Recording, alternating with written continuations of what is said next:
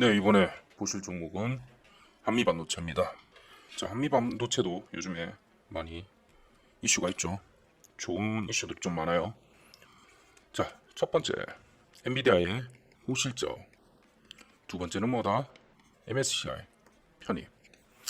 자, 앞서 설명드렸지만 한번 또 간단하게 들어가겠습니다. 한미반도체가 인공지능 AI 반도체에 필수로 탑재되는 고대역폭 메모리 반도체 HBM 얘를 만드는 공정 장비 2세대 모델을 선보였습니다.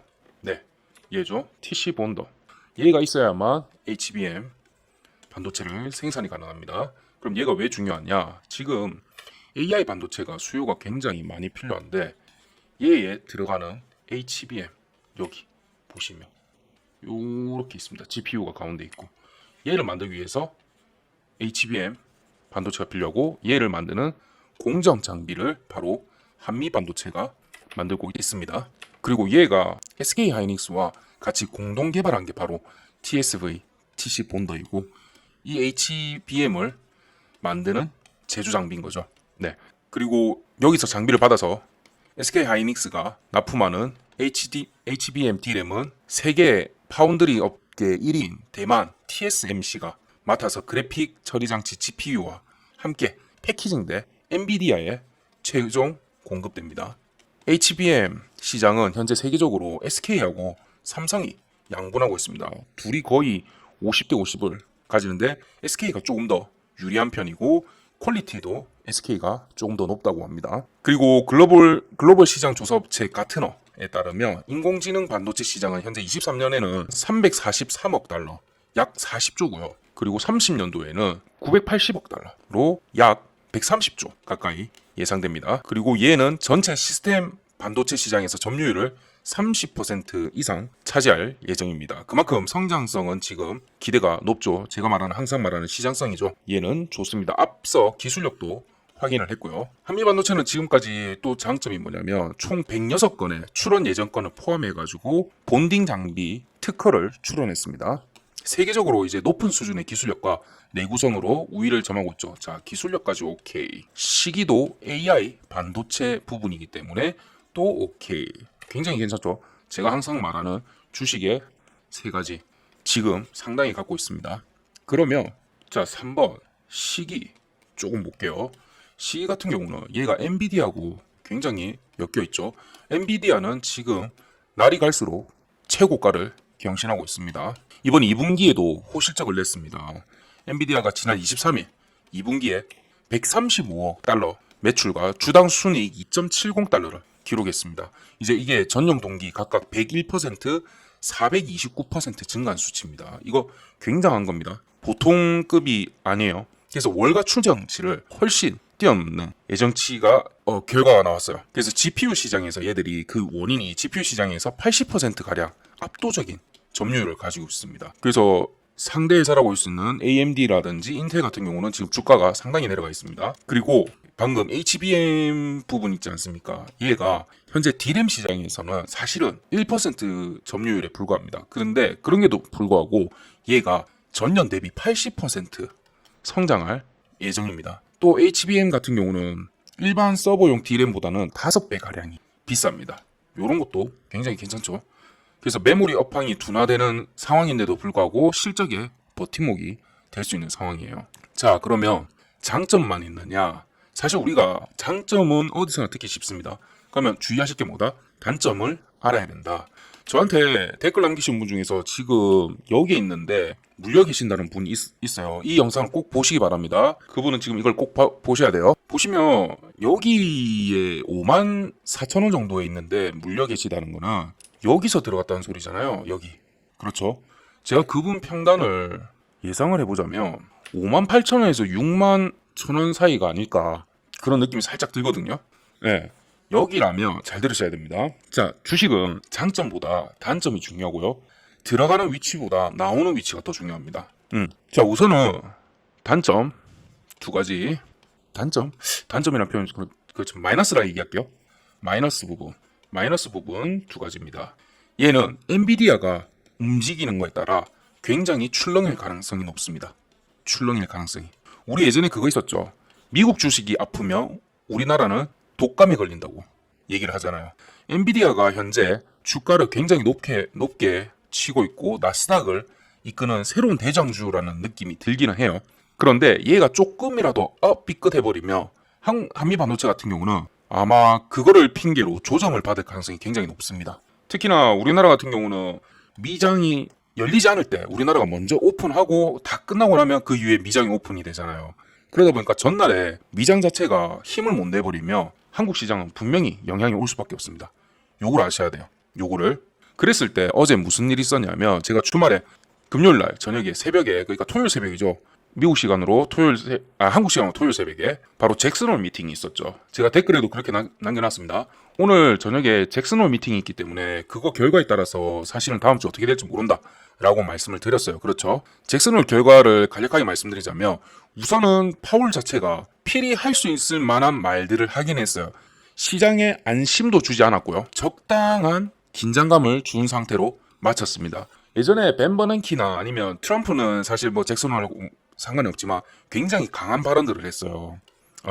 벤 버냉키 때는 뭐 그럴 수밖에 없는 이유도 있긴 했었지만 너무 강한 발언으로 시장들이 정말 변동성이 그때는 끝장났었거든요. 특히 미국 시장 변동성 아시죠? 제가 그때 한참 지금도 선물을 하고 있지만 한참 선물을 할 때인데 트럼프 때는 진짜 이게 무슨 시소는 저리 가라 할 정도로 자이로드롭 타듯이 뭐 이런 그게 있었어요. 그런데 그런 거 치면 요즘은 선물 시장 진짜 조용합니다. 조용한데 파월이 이제 얘기하는 부분이 그거였습니다. 시장에서는 이제 인플레이션 목표치를 2%로 잡지 않을까? 그러면 금리 인상이라든지 이제 금리 완화 부분을 해가지고 투자에 좀 더 여유롭게 가지 않을까라고 기대를 했는데 바로 와장창 깼습니다. 뭐라고? 우리는 3% 인플레이션 목표치는 항상 가지고 있을 거다. 무조건 얘를 가지고 있을 거다. 그리고 나는 인플레이션을 잡기 위해서는 우리는 계속 지속적으로 할 수 있는 것들은 다 할 거다. 왜? 페드의 1차 존재 이유는 인플레이션을 잡는 거다라는 교과서적인 얘기를 했어요. 근데 잘했어요. 굉장히 잘했어요.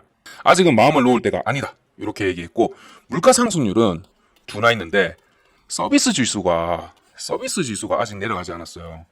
서비스 지수 같은 경우는 사실 내려가기가 원래 좀 힘들긴 합니다. 자, 보시면 여기 빨간색 부분. 이게 서비스 지수입니다. 얘는 아직 내려갈 생각이 없어요. 5% 언저리대 놀고 있습니다. 다른 부분 여기 물가 상승률은 1%대로 진입을 했으나 여전히 얘 때문에 높은 가격대를 물가 상승률을 기록하고 있죠. 제가 내려갈 때까지는 아직은 때가 아니다. 이런 식으로 얘기했고요. 그 결과 엔비디아만 어제 하락을 했습니다. 거의 뭐 다른 거는 거의 상승했죠. 파란불 다 들어왔죠. 미국은 이게 상승이에요. 얘가 하락이고 거의 다 파란색인데 큰 거 기업들은 다 파란색인데 엔비디아만 마이너스입니다. 이게 왜 그러냐면 엔비디아라든지 저렇게 미래지향적이라 해야 될까요? 저런 제품들의 특징은 뭐냐면 투자를 많이 받아야 됩니다. 왜냐하면 지금까지 없는 것들을 만들어야 되는 부분이잖아요. 그러다 보니까 돈이 많이 들어가요. 초창기 이거를 정글을 해치고 가야 되는 기업이다 보니까 그러면 그 돈들을 자체적으로 공급은 하지만 당연히 투자를 받아야 되는 거예요. 또는 이 투자가 돈을 은행에서 빌리는 것도 투자인 거죠.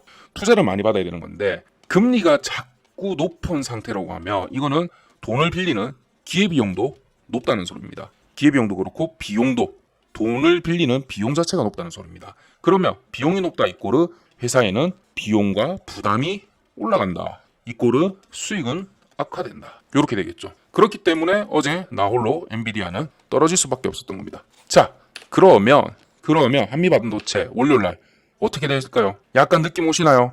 요 밴드로 내려갑니다. 요 밴드로 내려가는데 정말 다행이라면 만약에 한미반도체를 너무나 좋게 봤어 사람들이 여기 53,500원을 지지를 못 해주면 밑에 단계로 내려가고요. 보기 좋게 딱 그려드릴게요. 여기가 지금의 레인지입니다. 네, 월요일날 방향성에 따라서 다음 주에 이제 위에서 여기서 노느냐, 그러니까 63,000원, 54,000원에서 63,000원 사이에서 노느냐, 또는 여기 45,000원에서 54,000원 사이에 노느냐, 이게 결정이 될 겁니다. 그런데 아무래도 엔비디아가 내렸다 보니까 한 번은 치고 가지 않을까 생각이 좀 듭니다. 그런데 이제 그런 걱정하시는 분 있잖아요. 자, 흔히 여기 어깨라 하고 여기가 헤드 그리고 숄더 이렇게 해서 하락하는 거 아니에요? 요거까지는 걱정 안 하셔도 될 것 같습니다. 요거까지는 걱정 안 하셔도 돼요. 그러기에는 기술력, 시장성, 시기까지 다 좋습니다. 그렇죠. 아까 같이 확인했죠.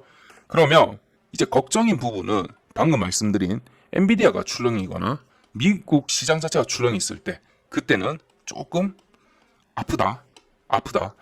그래서 지금 평단가 자체가 얼마인지는 모르겠지만 명확히 얼마인지는 모르겠지만 많이 내려온다면 여기까지 돌아가는 데는 조금 시간이 걸릴 거다. 그리고 함부로 물 타시는 건 아니에요. 원래 투자하실 생각이었으면 하는 건 좋은데 여기서는 물 타봤자 본인의 평단가가 여기예요. 그렇죠. 그렇기 때문에 별로 좋지가 않아요. 그건 생각을 하셔야 됩니다. 자, 그리고 두 번째 마이너스 요소가 있습니다. 요건 뭐냐면 지금 현재 DRAM 자체가 전 세계가 SK와 삼성으로 양분되긴 하는데 바로 마이크론입니다. 마이크론이 엔비디아하고 굉장히 오랫동안 협업을 했던 부분인데 마이크론이 지금까지 HBM 시장을 안 나왔었어요. 그런데 지난달에 마이크론이 5세대 제품인 HBM3 젠2를 개발에 성공해 고객사 샘플 검증을 시작했다고 밝혔습니다. 그런데 여기서 엔비디아가 보통 이런 거에 대해 성명을 별로 안 내는데 마이크론은 우리와 오랫동안 우리는 다양한 제품에서 마이크론과 오랜 기간 협력을 해왔고 HBM3 젠2에서 마이크론과 협력하여 AI 혁신을 가속화할 수 있기를 기대한다는 입장을 이례적으로 밝혔어요. 굳이 이럴 필요가 없었는데 이제 이 부분에 대해서는 조금 걱정이 있죠. 그렇게 해서 이제 내년 글로벌 HBM 시장은 삼성전자하고 하이닉스가 각각 46에서 49% 정도 양분할 거고 나머지 부분 한 3에서 5% 정도가 이제 마이크론이 가져가지 않겠냐 이런 식으로 생각을 좀 예상치를 내놨습니다. 그래봤자 뭐 얼마 아니네요 할 수 있긴 한데 3에서 5%가 이제 내년 시작인 걸 수는 있죠. 그 부분은 약간은 마이너스. 하지만 여전히 성장 중인 시장이기 때문에 파이 자체가 커지면 자 여기서 50% 차지한다는 게 시장 자체가 커져가지고 40 뭐 한 요 정도 46% 차지하는 거라며 얘가 더 낫죠. 요거는 기대할 수 있습니다. 그렇기 때문에 한미반도체는 굉장히 괜찮지 않냐. 그리고 그것보다 또 더 큰 플러스 부분이 있죠. MSCI 편이 요거 때문에라도 31일 언저리쯤에는 주가는 한번 올라갈 가능성이 굉장히 높다. 이렇게 볼 수 있습니다. 자, 그래서 한미반도체 같은 경우는 저는 엔비디아는 꾸준히 매월 7일 사모은다고 말씀드렸죠. 그런 형식으로 좀 가고 있고 그것마저도 지금 수익률이 진짜 꽤 괜찮습니다. 몇백 %예요. 몇백 %. 제가 2, 3년 전부터 사모으기 시작해가지고 몇백 %라서 그건 괜찮고 한미반도체도 그런 식으로 좀 담아가도 괜찮지 않을까 하는 종목입니다. 네, 그렇게 보시고 아까 제가 말씀드린 거 요거 잘 체킹하셔야 돼요. 본인 평단가하고 그거 잘 보시고 대응을 하셔야 됩니다. 네, 그렇게 하시고 자 한미반도체 관련된 부분이라든지 엔비디아 요런 거 관련된 거 궁금하신 거 있으신 분은 위에 문자로 번호로 문자로 종목명 써서 보내주세요. 그럼 제가 한번 간략하게 브리핑 해드리는 거라든지 리포터 드리겠습니다. 그리고 제가 텔레그램 방을 좀 따로 운영 중인 게 있어요. 이렇게 뉴스만 드리는 방도 있고 타점 총정리라든지 이런 리포터들을 제가 종종 드리고 있습니다. 이런 텔레방하고도 좀 관심이 있으시면 저한테 문자 보내주세요. 100% 무료입니다. 네, 그렇게 해서 오늘은 마무리 짓도록 하겠습니다.